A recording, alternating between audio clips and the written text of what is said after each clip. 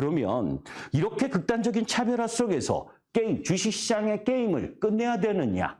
아니면 주식시장의 게임을 앞으로도 해야 되느냐? 하는 딜레마에 빠지게 돼 있습니다. 사실 2021년 러시아 우크라이나 전쟁, 2월 24일부터 러시아 우크라이나 전쟁이 일어났고 그 속에서 나름대로의 물가 통제 실패, 역대급 금리 인상, 긴축의 기조, 그리고 2023년 부분에 미국의 실리콘밸리 은행부터 시작을 해서 지역은행 파산, 그런 과정 속에서 나름대로 공급망 안정화, 그죠? 그러면서 경기 침체와 노랜딩 논란, 이런 부분들, 그리고 중국의 리오프닝 했는데 효과가 반감한 부분, 하여튼 그런 가운데에서 하반기 쪽 부분으로 보게 되면 사실 최고 안 좋았던 부분보다는 나아질 수 있는 흐름이 있다라는 부분. 그래서 종합주가지수 부분을 바라봤을 때, 그죠? 올해 실적 기준으로 봤을 때는 2,600포인트가 마지노선. 그러나 2,800포인트까지를 보는 부분은 내년의 실적을 앞당겨오는 기대감, 이 부분까지의 상승 흐름 부분들을 한번 생각해 볼 수가 있죠. 그런데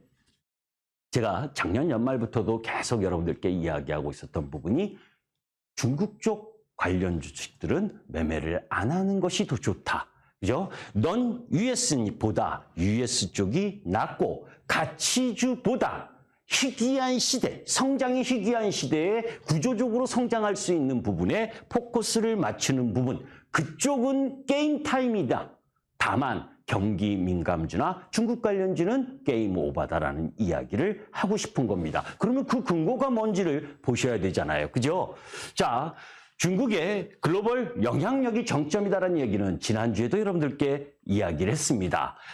덩샤오핑 시대, 이 1978년 이후 성장을 구가하던 부분들이 시진핑 장기 집권, 그죠? 독재 체제, 작년 추석 때 여러분들께 이 특집으로 이야기를 하면서 조화로운 발전, 중국이 조화로운 발전을 한다, 공동 부유를 하겠다, 다 같이 평등하게 못 살겠다는 이야기를 하고 있는 상황. 그래야 뭡니까? 인민은 똑똑하지 말아야 된다. 인민이 똑똑하면 맘먹으니까. 그죠?共产党의 주특기 아닙니까? 그죠? 장기 집권을 하려면 똑똑하지 말아야 되고, 잘 살지 말아야 되고, 같이 평등하게 못 사는 정책 흐름을 갖고 가면 우리가 중국에 걸 기대가 없다는 거죠. 자, 점점 블랙박스가 되어가는 중국입니다. 그 예가 이런 부분이죠. 중국 방청법 개정하면서 기업 정보를 통제하고 있습니다. 미국 기업들뿐만이 아니라 자국의 빅테크 기업들도 통제하고 규제를 하고 있습니다. 그런데 그런 흐름으로 가는 상황, 어떻게 민간 기업의 자율적인 산업 발전을 위한 흐름들이 진행될 수가 있겠습니까? 그죠? 자, 탈중국이 지속되고 있다라고 하는 게 도표로 나오잖아요. 자, 중국 투자와 함께 대중국 수출도 둔화될 가능성이 아니라 지금 진행되고 있고, 제가 매월 우리나라 수출 실적을 이야기하면서 중국의 수출의 감소, 그리고 대중 무역 흑자 규모가 이제 적자로 전환되기 일보 직전까지 와 있는 상황, 그런 흐름 부분, 그 속에서 한국의 대중국 직접 투자는 이렇게 감소하고 있다는 게 한눈에 보이시죠? 그죠? 반면에 미국으로의 투자의 부분은 급증하고 있는 흐름, 여기에 발맞춰서 그 대미 직접 투자 산업 부분에 있어서 식품, 여러분들 아시잖아요. 농심부터 시작을 해서 미국에 진출해서 잘 나가고 있고, 그런 와중에 전기전자, 자동차, 그죠? 2차 전지, 배터리, 이런 쪽은 잘 나가고 그렇지 못한 부분은 안 되는 거잖아요. 그죠? 자, 그런 가운데에서 테크와 광물, 원자재 측면, 이게 제일 우리가 아킬레스건이지 않습니까? 그죠? 중국 이전의 광물 의존도.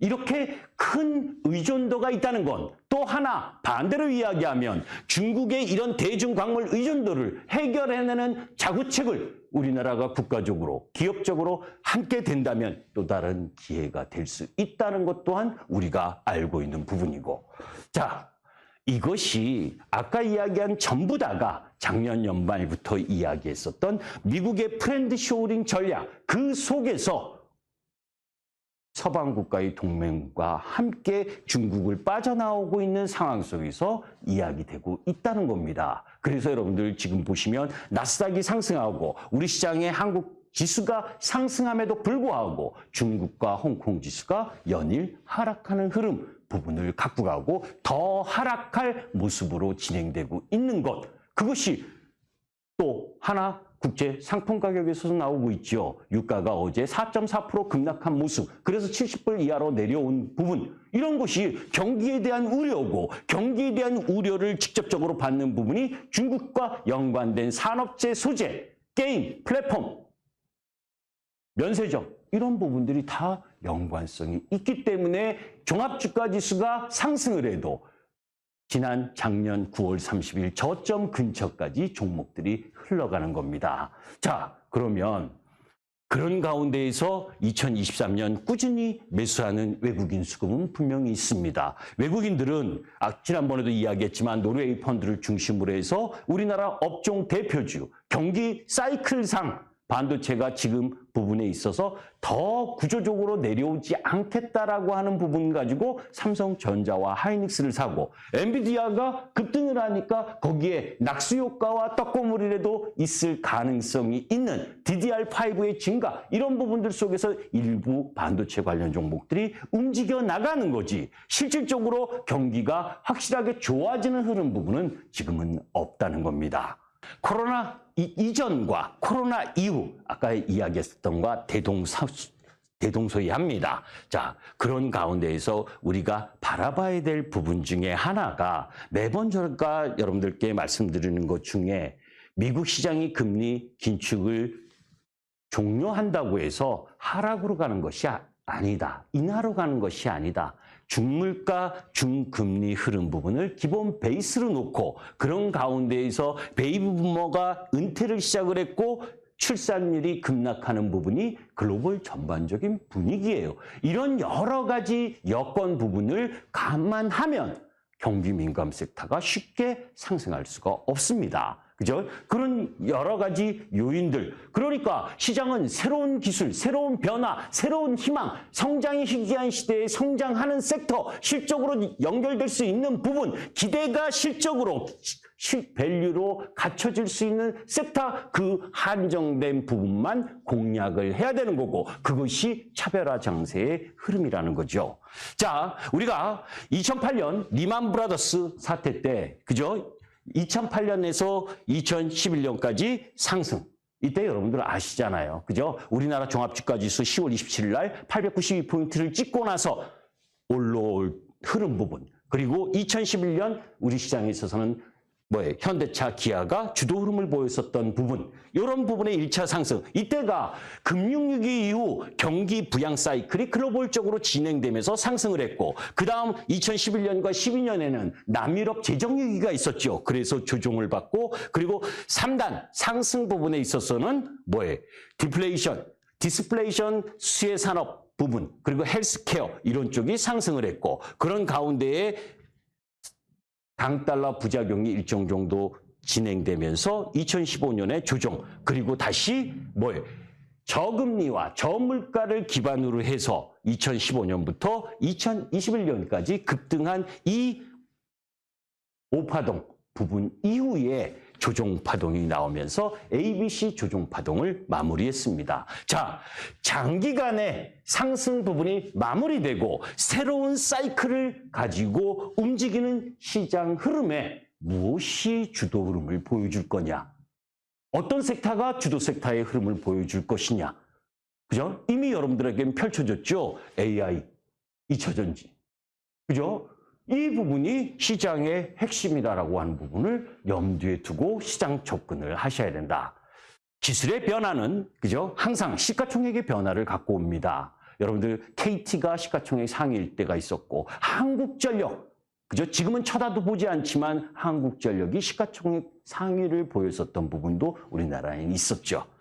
자, 잘 보시면 글로벌 시장에서 1987년 90년대 부분에 있어서 컴퓨터가 등장하고 그리고 마우스가 등장한 부분 이때 뭐입니까? 마이크로소프트나 IBM의 시가총액이 급등했습니다. 그게 주도 흐름을 보여줬다는 거죠. 기술 혁명은, 그죠? 기술 혁명은 우리가 생각할 것보다 더 큰 절대적인 시가총액 상승의 화려한 흐름을 보여주는 것. 그것이 주도주의 역사입니다. 2월 1일 돌직구 타임 다시 한번 여러분들 보세요.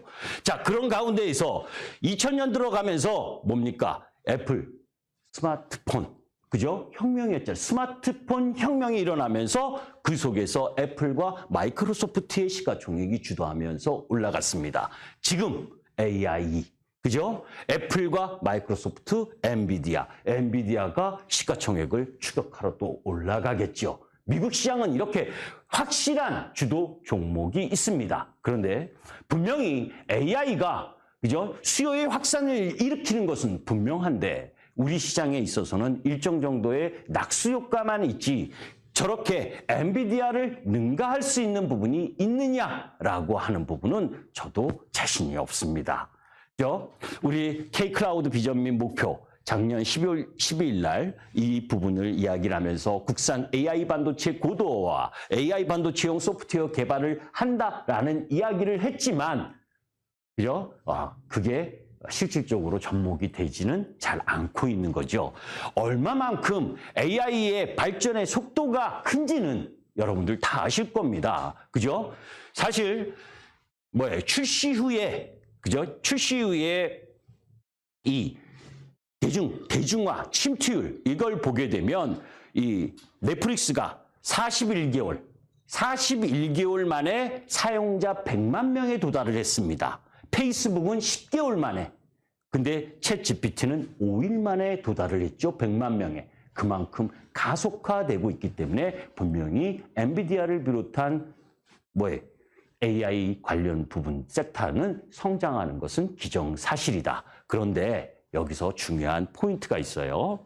AI가 성장을 하고 그런 가운데에서 나름대로 실적이 서프라이즈하고 그런 가운데 우리 시장에서는 고용량 DDR 수요가 급증하고 그래서 이스페타시스나 코리아 서킷이나 이런 부분들이 상승을 했잖아요. 그죠? 더 추가 상승하기는 부담스럽다는 겁니다. 왜 그러냐면 전체적으로의 서버 시장 내 이 AI 서버가 차지하는 비중이 올해 9%, 2026년에 15%로 증가하는 것은 사실이지만 전체 서버 시장 부분에 있어서는 연간 기준으로 보면 감소라는 거죠. 기대가 너무 앞선 부분이 있다는 겁니다.